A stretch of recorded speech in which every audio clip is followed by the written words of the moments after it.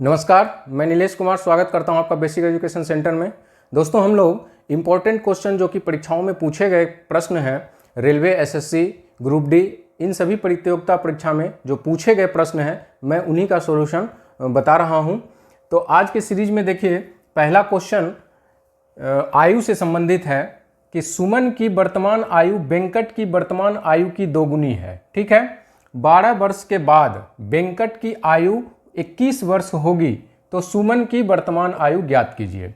तो देखिए, इसको हम लोग सॉल्व कैसे करेंगे, सॉल्यूशन कैसे करेंगे। आज के बाद इस टाइप का प्रश्न आप लोगों से कभी प्रतियोगिता परीक्षा में नहीं छूटेगा, उसको आप लोग सॉल्व करके आइएगा।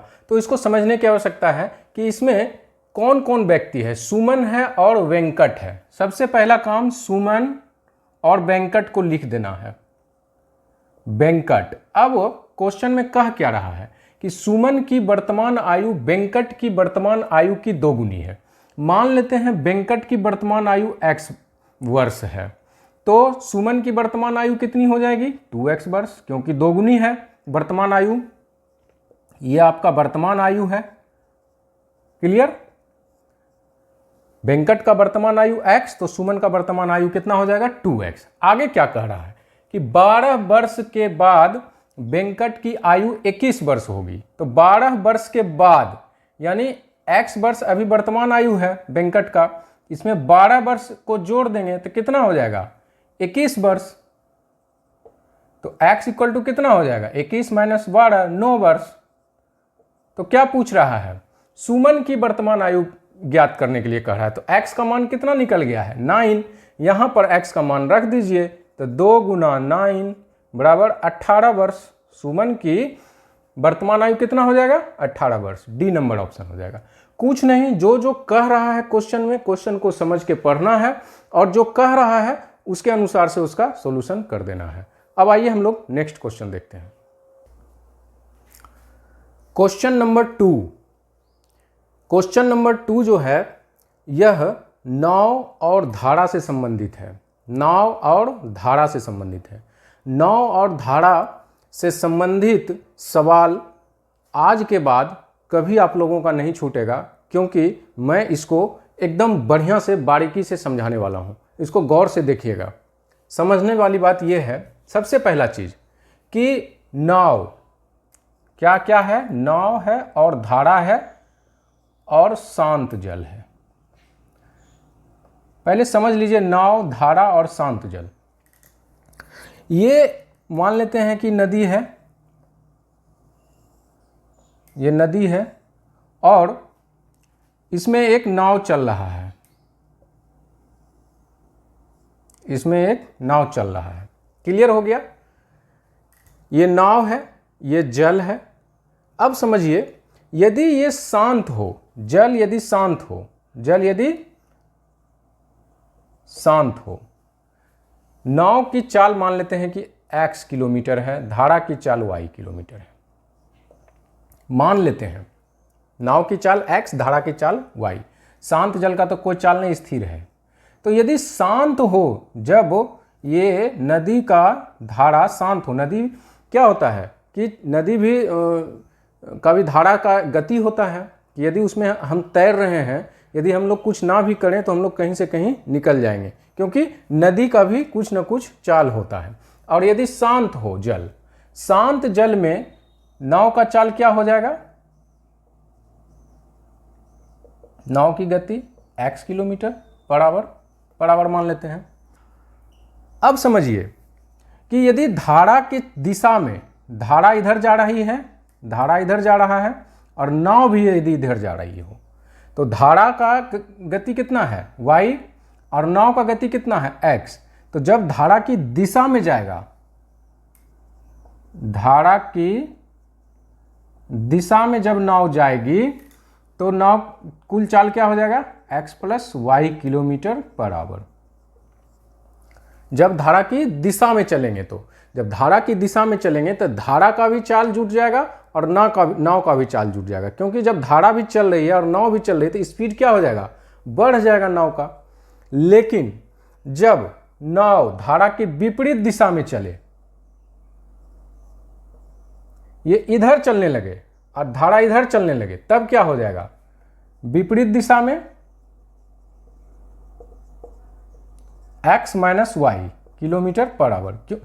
हमको धारा की विपरीत दिशा में जाना है, तो यानी कि धारा भी इधर से जोर लगा रहा है और हम इधर से जोर लगा रहे हैं।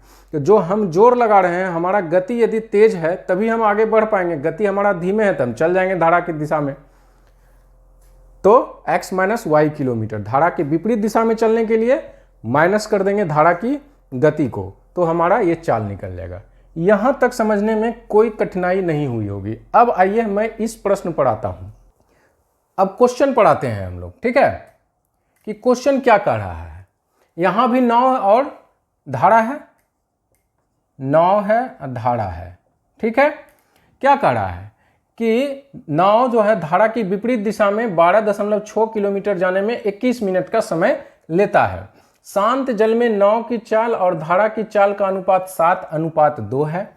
नाव को धारा की विपरीत दिशा में 43.2 किलोमीटर और धारा की दिशा में 38.88 किलोमीटर जाने में कितना घंटा लगेगा।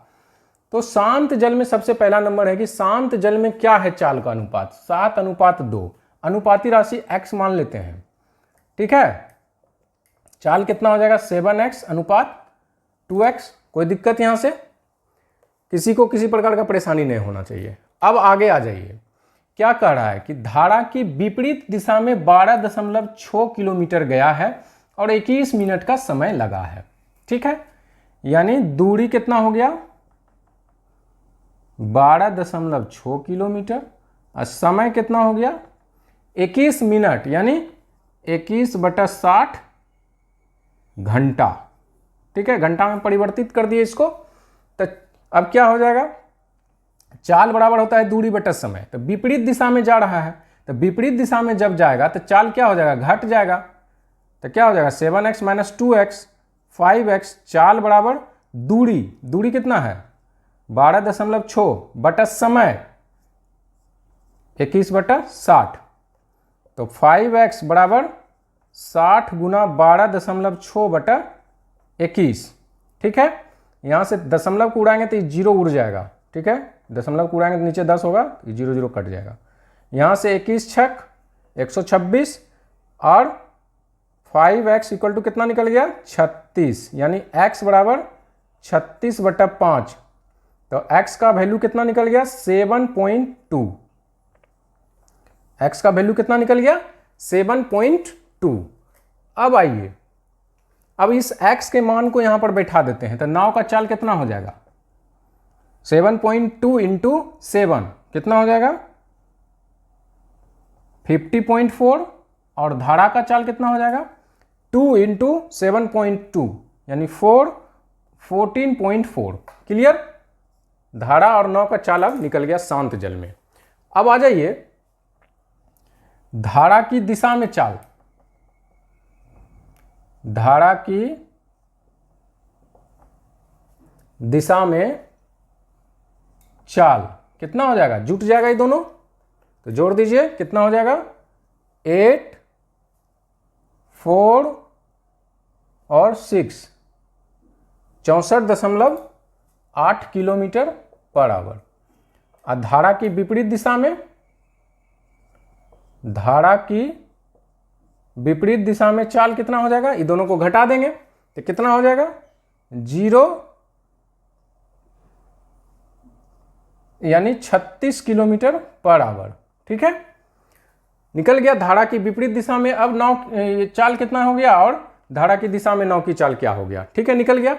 अब क्या करा है, नाव को धारा की विपरीत दिशा में 43.2 किलोमीटर, विपरीत दिशा में कितना जा रहा है, 43.2 किलोमीटर, और धारा की दिशा में कितना जा रहा है, 38.88 किलोमीटर जाने में कितना घंटा लगेगा। यानी कि हम लोगों को समय निकालना है। समय बराबर होता है दूरी बटा चाल, समय बराबर दूरी बटा चाल।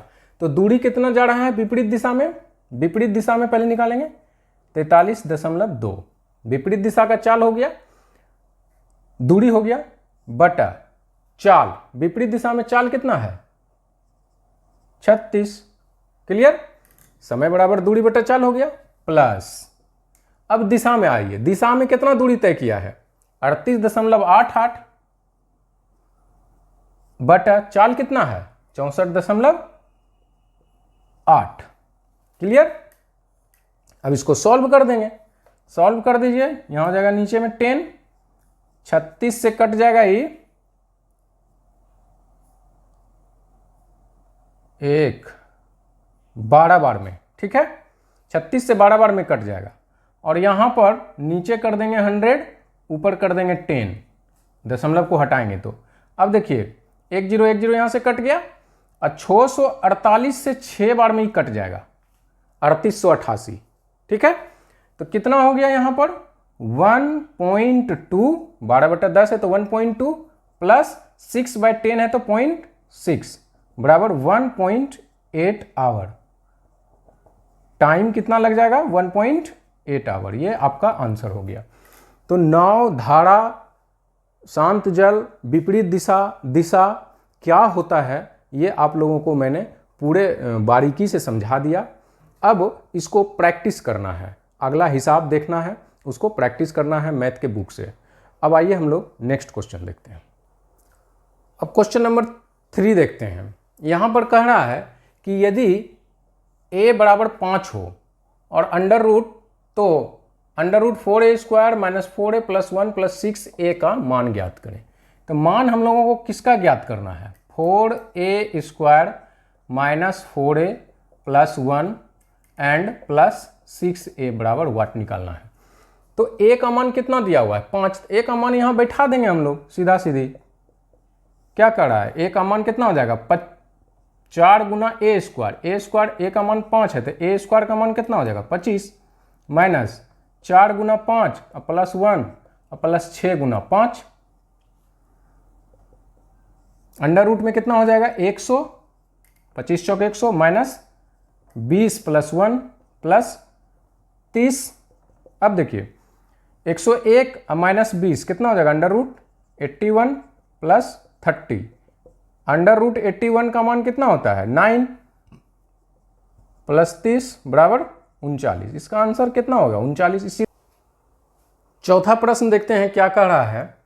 कह रहा है कि प्रथम 7 विषम अभाज्य संख्याओं का माध्य ज्ञात कीजिए।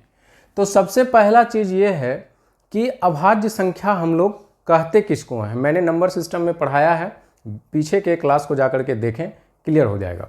तो सबसे पहला चीज है कि अभाज्य संख्या किसे कहते हैं। वैसी संख्या जिसमें एक और अपने आप के अलावे किसी तीसरे नंबर से भाग ना लगे उसको अभाज्य संख्या कहते हैं। एकदम सीधा सीधी समझ लीजिए कि एक और अपने आप को छोड़कर किसी तीसरे अंक से भाग ना लगे उसमें, उसको अभाज्य संख्या कहते हैं। जैसे कि 2, इसमें किस किस अंक से भाग लग रहा है 1 से और अपने आप यानी 2 से, और किसी तीसरे अंक से इसमें भाग नहीं लग रहा है, इसलिए ये क्या है अभाज्य संख्या है। अगला आइए जैसे 6। अब देखिए इसमें 1 से भी भाग लग रहा है, 2 से भी भाग लग रहा है और 3 से भी भाग लग रहा है और अपने आप से यानी 6 से भी भाग लग रहा है। तो ये अभाज्य संख्या नहीं है। क्लियर हो गया कि वैसा संख्या जिसमें एक और अपने आप से भाग लगे उसको हम लोग अभाज्य संख्या कहेंगे। जैसे एक और एग्जांपल लेते हैं, जैसे 3 है तो इसमें 1 से लग रहा है और 3 से लग रहा है, तो ये अभाज्य संख्या हो गया। तो अभाज्य संख्या कौन कौन सा हो गया हमारा 2 हो गया, 3 हो गया, 5 हो गया, 7, 11, 13, 17, 19, इस टाइप से हमारा अभाज्य संख्या आगे बढ़ता है। ये सारा संख्या वैसा संख्या है जिसमें सिर्फ और सिर्फ 1 से और अपने आप से भाग लगता है, किसी तीसरे अंक से भाग नहीं लगता है। अब क्वेश्चन में एक टेक्निकल चीज ये दिया हुआ है समझने वाली बात कि विषम अभाज्य संख्या कह रहा है कि प्रथम 7 विषम अभाज्य संख्या। यदि हम लोग प्रथम 7 विषम संख्या लेंगे, प्रथम 7 अभाज्य संख्या लेंगे तो 1, 2, 3, 4, 5, 6, 7 ये हमारा प्रथम 7 अभाज्य संख्या हो जाएगा। लेकिन क्वेश्चन में क्या कह रहा है 7 विषम अभाज्य संख्या, विषम अभाज्य संख्या, लेकिन ये क्या है 2 हमारा क्या है सम है, सम संख्या है। ठीक है 2 क्या है हमारा सम संख्या। तो विषम अभाज्य संख्या कौन सा हो गया, यहां से हम लोग लेंगे 19 तक जाएगा, 1, 2, 3, 4, 5, 6, 7। तो क्या करा है प्रथम 7 विषम अभाज्य संख्याओं का माध्य ज्ञात कीजिए। तो माध्य एक प्रकार का क्या होता है, औसत होता है। माध्य क्या होता है, एक प्रकार का औसत। तो इसको जो है क्या करेंगे, 3 + 5 + 7 + 11 + 13 + 17 + 19, यह 7 संख्या हो गया। 1 2 3 4 5 6 7। अब बटा जितना नंबर है 7 नंबर है तो 7 से इसको डिवाइड कर देंगे, ये आंसर हमारा आ जाएगा। इसको जब हम लोग ऐड करेंगे तो कितना हो जाएगा, 5 3 8 7 15 10 25 1 26 26 10 36 3 39 10 49 7 56 56 10 66 9 75, यानी 75/7 बराबर 10.71, इसका आंसर हो जाएगा। कुछ नहीं क्वेश्चन में है, सिर्फ टेक्निकल चीज ये दिया हुआ है कि विषम अभाज्य संख्या पूछ रहा है। मैंने अभाज्य संख्या बता दिया कि अभाज्य संख्या क्या होता है, सम अभाज्य संख्या, विषम अभाज्य संख्या भी समझ गए। अब हम लोग नेक्स्ट क्वेश्चन को देखते हैं। अब आइए 5वां प्रश्न हम लोग देखते हैं, लाभ हानि से संबंधित है। किसी वस्तु को 19.5 रुपये में बेचने पर एक व्यक्ति को 30% का लाभ होता है। 40% लाभ प्राप्त करने के लिए विक्रय मूल्य में कितनी वृद्धि की जानी चाहिए। अब देखिए कह क्या रहा है कि एक वस्तु को 19.5 रुपये में बेचने पर, यानी कि हम लोगों को विक्रय मूल्य दिया हुआ है कितना, 19.50, ठीक है। एक व्यक्ति को 30% का लाभ होता है, इसको प्रॉफिट कितना हो रहा है, 30%। तो इसका हम लोग सीपी यानी क्रय मूल्य निकाल देंगे। क्रय मूल्य क्या होता है, विक्रय मूल्य बटा 1 + लाभ बटा 100, क्या हो जाएगा 19.50 × 100/130। क्लियर, यहां से 100 नीचे देंगे पॉइंट हटा के, तो 100 कैंसिल हो जाएगा। यहां से काट देंगे तो कितना हो जाएगा 1 और 13 × 5 = 65, यानी इसका क्रय मूल्य कितना निकल गया, 15 रुपया। अब आइए यहां क्रय मूल्य कितना निकल गया है, 15 रुपया। अब क्या करा है कि 40% लाभ प्राप्त करने के लिए विक्रय मूल्य में कितनी वृद्धि करनी चाहिए। तो अब लाभ कितना हो रहा है हम लोगों को, 40%। तो यहां से विक्रय मूल्य निकाल देंगे। विक्रय मूल्य बराबर क्या हो जाएगा, 15 × 140/100,